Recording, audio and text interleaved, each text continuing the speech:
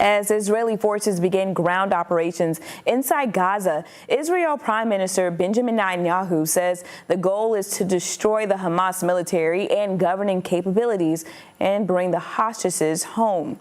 The death toll in Gaza has surpassed 7,000 people. The humanitarian crisis in Gaza is growing, with communications essentially cut off. Here's ABC News with the story.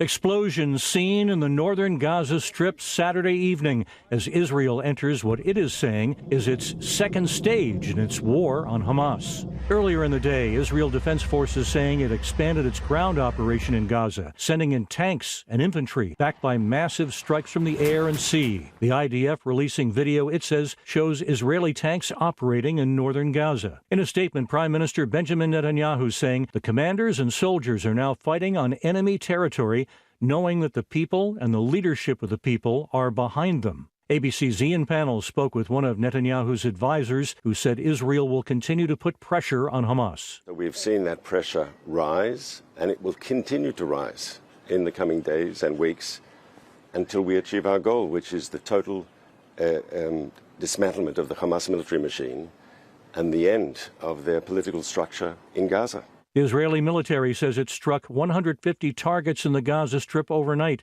destroying tunnels and underground infrastructure. They say several Hamas leaders were killed, including Asim Abu Rakaba, who they say took part in planning the brutal October 7th Hamas terror attack on Israel. Netanyahu addressed the nation on Saturday, saying the war against Hamas will be long and difficult. He also met with the families of hostages still being held by Hamas, assuring them their release is part of Israel's military goals. But fears are mounting that Israel's ramped-up military operations in Gaza could endanger the hostages. We are very worried. We don't know that if the whole military operation take all these hostages under consideration, that nobody will be injured.